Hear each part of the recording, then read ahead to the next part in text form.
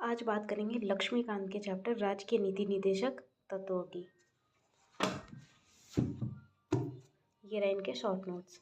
ठीक है, इनका भाग कौन सा है? तो भाग 4 अनुच्छेद 36 से 51 तक। स्रोत आयरलैंड से, आयरलैंड ने स्पेन से लिया है। आयरलैंड से और क्या क्या लिया गया? तो आयरलैंड से लिया गया डीपीएसपी, राष्ट्रपति की निर्वाचन पद्धति ली गई है, राज्यसभा के लिए सदस्यों का नामांकन लिया गया। विशेषताओं में पहला पॉइंट देखेंगे, उद्देश्य क्या है? तो लोक कल्याणकारी राज्य का निर्माण करना। ये लोक कल्याणकारी राज्य का निर्माण करना ये जो उद्देश्य है, इससे यूपीएससी में एक बार क्वेश्चन पूछा गया, ये 22 या 23 में पूछा गया है। दूसरा उद्देश्य है आर्थिक और सामाजिक लोकतंत्र की स्थापना करना। ठीक है, प्रकृति कैसी है? तो गैर न्यायोचित प्रकृति है, न्यायालय द्वारा प्रवर्तनीय नहीं है। ठीक है, प्रकृति कैसी है? तो गैर न्यायोचित। सरकार इन्हें लागू करने के लिए बाध्य नहीं है। विधि या कानून बनाने में इन तत्वों को लागू करना राज्य का कर्तव्य है। कोई नैतिक बाध्यता है, मौलिक बाध्यता नहीं है। वर्गीकरण जो है, संविधान में इनका वर्गीकरण जो है नहीं किया गया है, लेकिन इनको 3 भागों में बांटा गया। एक तो समाजवादी में अनुच्छेद 38, 39 का, 41, 42, 43, 43 का और 47। वही गांधीवादी में अनुच्छेद कौन कौन से हैं? तो 40, 43, 46, 48, 47। तीसरा भाग है उदार बौद्धिक में कौन सा अनुच्छेद है? 44, 45, 48, 48 का, 49, 50, 51। जो 42वां संविधान संशोधन अधिनियम 1976 हुआ था, इसके द्वारा 4 जो नीति निर्देशक सिद्धांत है इनको जोड़ा गया। पहला है अनुच्छेद 36 में क्या है? तो बच्चों के स्वास्थ्य विकास के लिए अवसरों को सुरक्षित करना। 39 का में समान न्याय निःशुल्क कानूनी सहायता, ये समाजवादी सिद्धांत ये भी है। 43 का में उद्योगों के प्रबंधन में श्रमिकों की भागीदारी सुरक्षित करने हेतु कदम।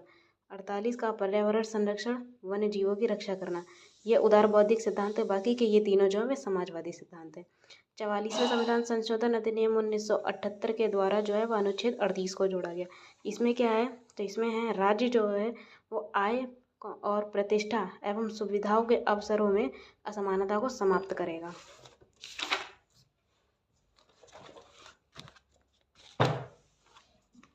ठीक है, अब ये जो सारे सिद्धांत हैं वो एक ही जगह पर लिख दिए हैं। सबसे पहले है समाजवादी सिद्धांत। समाजवादी सिद्धांत में अनुच्छेद 38 में क्या है? तो राज्य जो है वह लोक कल्याण की अभिवृद्धि के लिए सामाजिक व्यवस्था बनाएगा। 39 में क्या है? तो 39 में सभी नागरिकों को जीविका के पर्याप्त साधन, सामूहिक हित का संवितरण, धन उत्पादन के साधनों का संकेंद्रण रोकना, पुरुषों और स्त्रियों को समान कार्य के लिए समान वेतन, बलात् श्रम से संरक्षण, बालकों को स्वास्थ्य विकास के अवसर उपलब्ध कराना, यह अनुच्छेद 39 में दिया गया है। ठीक है, अगला है अनुच्छेद 39 का। 39 का में क्या है? तो समान न्याय और निःशुल्क कानूनी सहायता। उसके बाद अनुच्छेद 41 में क्या है? काम पाने, शिक्षा पाने, बेकारी, बुढ़ापा, बीमारी, निरुशक्तता में लोक सहायता पाने का अधिकार। फिर अनुच्छेद 42 में क्या है? तो काम की न्याय संगत और मानवोचित दशाओं में प्रसूति सहायता का अधिकार। अनुच्छेद 43 में क्या है? निर्वाह मजदूरी, शिष्ट जीवन स्तर को और सामाजिक और सांस्कृतिक अवसर उपलब्ध करवाना। 43 का में उद्योगों के प्रबंधन में कर्मकारों के भाग लेने के लिए कदम उठाना। 47 में पोषाहार स्तर, जीवन स्तर को ऊंचा करना, इसमें क्या है? लोक स्वास्थ्य का सुधार करना है। वहीं हमारा अब अगला जो सिद्धांत है वो गांधीवादी सिद्धांत है। गांधीवादी सिद्धांत में अनुच्छेद 40 में क्या है? ग्राम पंचायतों का गठन। 43 में क्या है? निर्वाह मजदूरी और उद्योगों का प्रबंधन है। ठीक है, उसके बाद क्या है? अनुच्छेद 43 खा में सहकारी समितियों को बढ़ावा देना। जो ये 43 खा है ये कौन से संविधान संशोधन के तहत जोड़ा गया था? तो 97वें संविधान संशोधन अधिनियम 2011 के द्वारा जोड़ा गया और इसमें सहकारी समितियां जो है इनको संवैधानिक दर्जा दिया गया था। ठीक है, यहीं पर 43 का भी देख लेते, उद्योगों के प्रबंधन में कर्मकारों का भाग लेना। ये गांधीवादी सिद्धांत नहीं है, ये इस वजह से यहाँ लिखते हैं कि 43 का और 43 का दोनों एक साथ रहेंगे तो याद करने में आसानी रहेगी। उसके बाद अनुच्छेद 46 में क्या है? कि अनुसूचित जाति और अनुसूचित जनजाति समाज के कमजोर वर्गों के जो शैक्षिक और जो आर्थिक हित हैं इनको प्रोत्साहन देना और सामाजिक न्याय, शोषण से सुरक्षा देना। अगला है अनुच्छेद 47 में क्या है? जीवन स्तर ऊंचा करना। इसमें खास तौर पर ये दिया गया नशीली दवाओं, मदिरा, ड्रग पर प्रतिबंध है। इसमें भी देखो 47 था, लेकिन इसमें सिर्फ यही था पोषाहार स्तर को, जीवन स्तर को ऊंचा करना था। ठीक है, और यहाँ पर अनुच्छेद 48 में क्या है? तो कृषि और पशुपालन का संगठन। ठीक है, गाय या दुधारू पशु जो है इनका संरक्षण करना है। यहीं पर अनुच्छेद 48 का भी देख लेते हैं। अनुच्छेद 48 का में क्या है? पर्यावरण संरक्षण, वन्य जीवों की रक्षा करना। ये गांधीवादी सिद्धांत नहीं, ये उदार बौद्धिक है, लेकिन इधर इसलिए लिख दिया कि 48 और 48 का एक साथ हो जाए। ठीक है। अगले देखते हैं उदार बौद्धिक।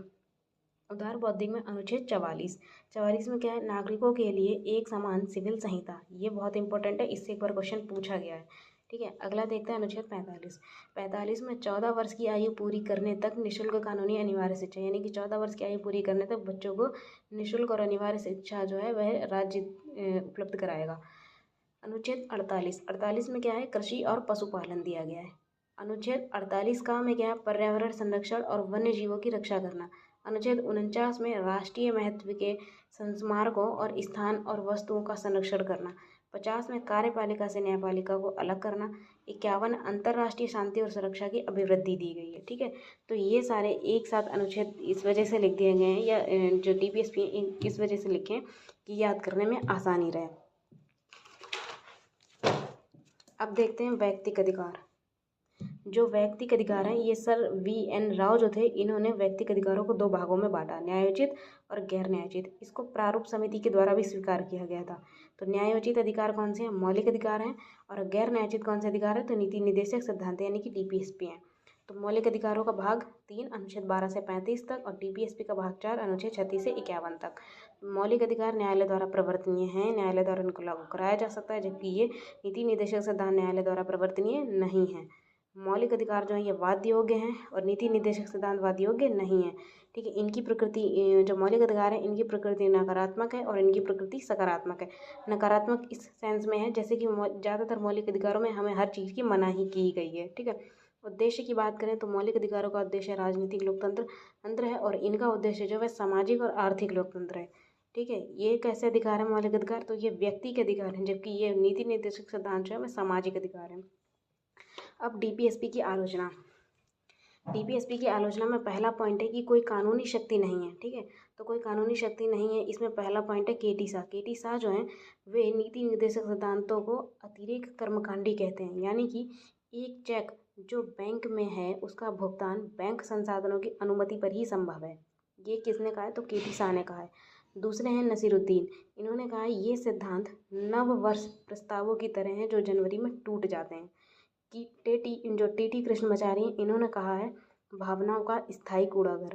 KC बियर कहते हैं लक्ष्य और आकांक्षाओं का घोषणा पत्र। सर आइवर जेनिंग्स जो है वे कर्मकांडी आकांक्षा कहते हैं इनको।